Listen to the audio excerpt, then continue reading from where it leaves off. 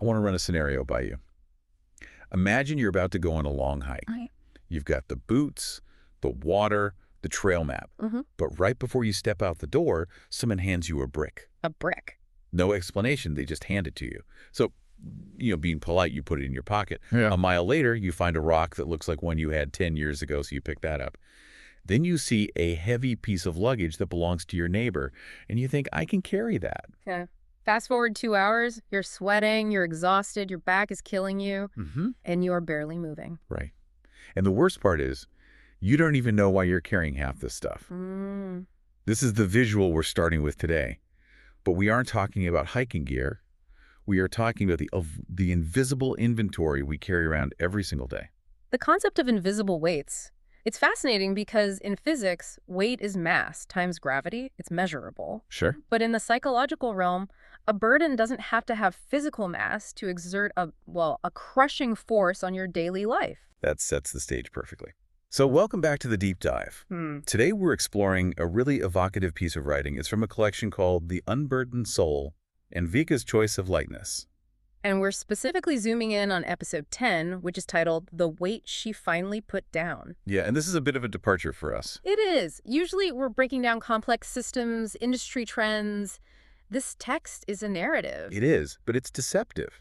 It looks like a simple story about a woman named Anvika, but underneath it. Underneath, it's a masterclass in emotional regulation and cognitive load management. Cognitive load management. I like that. It sounds way more professional than freaking out because I have too much to do. Well, it's essentially, yes. So the mission for this deep dive is to deconstruct Anvika's journey, right? To understand the mechanics of release. And we want to figure out the difference, and it's a critical distinction between being careless and being light. And just a heads up for everyone listening, we are going to keep the vibe a little calmer today. This isn't high-energy motivation. This is about reflection. It is. So let's meet Anvika. The text introduces her not by how she looks, but by how she moves through the world. It says, Anvika carried it quietly. That word quietly, it's doing a lot of heavy lifting. It really is. Because if you're physically carrying a couch up a flight of stairs, everyone knows. Oh, You're grunting, people are holding doors, you get sympathy. But this, no one sees it. Exactly. There's no external validation for enduring invisible stress. In fact, society often rewards the person who carries the most without complaining. We call them reliable or stoic. Right. But the source material, it breaks down exactly what was in this invisible inventory Anvika was hauling around. It lists 3 specific categories. Let's unpack these because I have a feeling most of us are going to find ourselves on this list. The first item is old expectations. Old expectations. Now, pay attention to the adjective there. It doesn't say bad expectations. It says old, which implies they were probably valid at some point. Precisely. Yeah. This touches on a psychological concept called identity lag. Identity lag. Okay. It's when your self-perception hasn't caught up to your current reality. Maybe 5 years ago, Anvika needed to be the person who said yes to everything to build her career. Sure, that makes sense. That was a valid expectation. But she's still carrying it now when it no longer serves her. It's like keeping the driver software installed for a printer you threw away in 2018. It's just running in the background, taking up space. That is a great analogy, but it's stickier than software because old expectations are often tied to people. Right. Parents, mentors. Past versions of ourselves. To drop the expectation feels like a betrayal. That's the hard part. It's not just clutter, it's loyalty. If I stop acting the way my mentor taught me 10 years ago, am I ungrateful? Right. But the text suggests that carrying a winter coat in July isn't loyalty, it's just inefficiency. It's inertia. It's inertia. Okay, let's look at the second item in her backpack. This one is rough. Unspoken guilt. This is the most dangerous one on the list. Why do you say that? Because of the unspoken part. In psychology, there's something called the Zeigarnik effect. Essentially, it states that the human brain remembers uncompleted tasks much better than completed ones. It creates a cognitive tension. An open loop. Yeah. Exactly, an open loop. When guilt is spoken, when you apologize, make amends, even just confess it to a friend, you're closing the loop. You're filing the file. But unspoken guilt. That's a file that stays open on your desktop forever. So it's constantly pinging your brain. Hey, remember that thing? Hey, you're a bad person. Hey, fix this. And that drains your battery. The text uses the word calcifies. It suggests that because she kept it inside, it got harder and heavier. It became a permanent structure in her mind.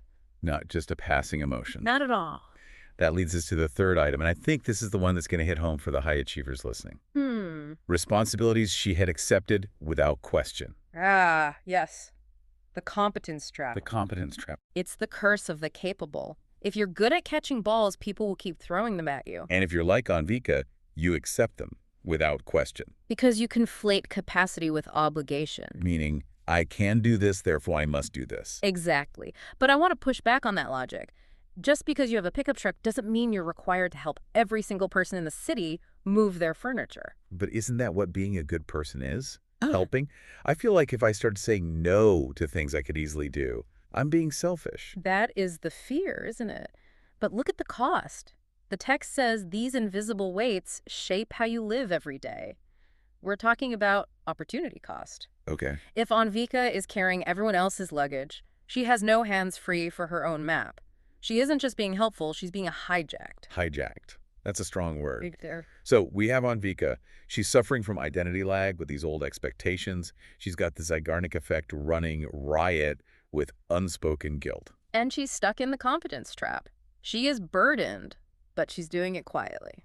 And usually in stories like this, or even in real life, this is the part where the person crashes. Burnout, the heart attack, the divorce, the moment where the system fails. But that's not what happens here. The turning point isn't an explosion. It's a question. It's a moment of internal inquiry. The text says she asked herself. What if she didn't carry it anymore? Yeah. It sounds so simple, 7 words. But you've argued that this is actually a really difficult question to ask. Why? Because it's subversive. It challenges the status quo of her entire existence. But wouldn't you be relieved to ask that, hey, maybe I can put this down? Not necessarily, because the moment you ask, what if I didn't carry it, you're acknowledging that carrying it is a choice. Oh, I see where you're going. As long as Anvika feels like she has to carry it, she's a victim of circumstance. It's hard, sure, but it's not her fault. Right. But if she realizes she has the power to put it down, then she suddenly becomes responsible for her own misery if she keeps holding it. That is terrifying. Victimhood is safer. Victimhood, even the noble, quiet martyr kind, is safe because it requires no action. Agency is scary. Agency requires you to make a decision. It requires you to risk disappointing people. So that question, what if she didn't carry it anymore, is basically her pulling the bottom block out of the Jenga tower of her personality. Exactly. It creates a crisis of identity. If I am not the reliable one who carries everything, then who am I? Right, and that leads right into the core conflict the source material brings up, the fear. Specifically, the fear of being careless. This is the biggest mental block to release. We are, I think, culturally conditioned to believe that worrying equals caring. We absolutely are. Right. If I'm not stressed about the project, I must not care about the project. If I'm not losing sleep over my friend's problem, I'm a bad friend. We equate suffering with love or suffering with work ethic. So the idea of letting go feels like negligence. It feels like you're just tossing the baby out with the bathwater. But the text hits us with this counterargument, and I love this line. Letting go didn't make her careless, it made her lighter. Let's deconstruct that. Careless versus light. Okay, play devil's advocate for a second, though. If I just stop carrying my old expectations and my responsibilities, isn't there a real risk that I actually do become careless? Well, risk, sure. That things fall through the cracks? It depends on how you define letting go. Carelessness is blindness. It's throwing your trash on the ground because you can't be bothered to find a bin. It's ignoring consequences. That's not what Anvika did. So what did she do? She chose what truly mattered. Think about a surgeon in an operating room. Okay. A surgeon is not thinking about whether they left the stove on. They aren't thinking about the fight they had with their spouse. They aren't thinking about their taxes. They have let go of absolutely everything. Except the patient in front of them. Exactly. Would you call that surgeon careless? Absolutely not. You would call them focused. That is lightness. Lightness isn't about doing nothing. It's about stripping away the static so you can tune into the signal. So Anvika isn't dropping the ball. She's clearing the deck. She's exercising discernment. She's looking at that pile of rocks and saying, this one is mine. I will carry it with honor. This one belongs to my neighbor. I am giving it back. It's like Marie Kondoing your soul. Does this spark joy? Goodbye.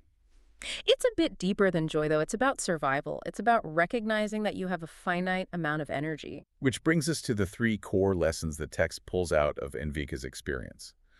The first one is exactly what we just touched on. Not all burdens are yours to carry. This is a boundary lesson. And it's a tough one because we often think we're helping by carrying someone else's burden. I'll just do it for you. It's easier. Right. But by doing that, you might be robbing them of their own growth.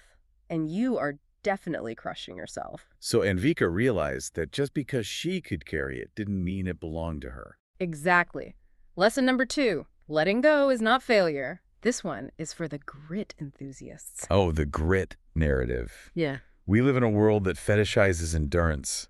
Pain is weakness leaving the body. Winners never quit. It's everywhere. So when you put a burden down, your internal monologue screams, you failed, you weren't strong enough. You couldn't hack it. And the sunk cost fallacy kicks in here too. I've carried this for 10 years. If I put it down now, those 10 years were wasted. Oof, that's a real trap. But the text reframes this. It's not failure, it's strategic release.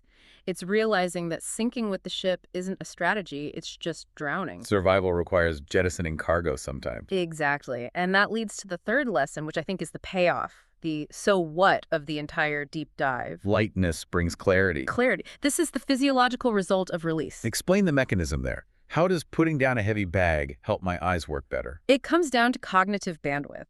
When you're under heavy load, whether it's physical weight or emotional, unspoken guilt, your brain is in survival mode.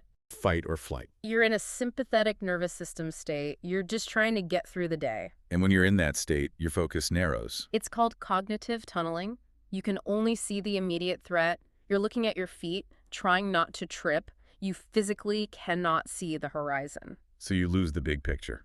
Completely. When Anvika releases that weight, she isn't just feeling better.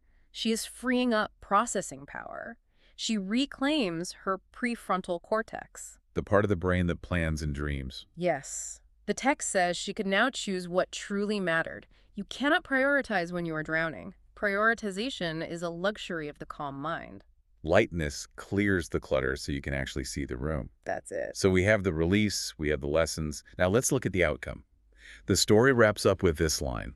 With that weight gone, her journey began to feel different. Note the wording carefully there. It doesn't say her journey became easy. Right. She didn't win the lottery. The hills were still there. The weather was still the weather. But it felt different. This is the crucial takeaway. We often wait for external circumstances to change. I'll feel better when I get a new job. I'll feel better when my kids grow up. We outsource our peace to the universe. And Vika didn't change the path. She changed how she was walking it. It's the difference between walking a mile with a sharp stone in your shoe versus walking that same mile in comfortable sneakers. The distance is the same. The effort is totally different. That brings us back to that thumbnail text for the source. She let it go. Simple. Final. It evokes that physical sensation.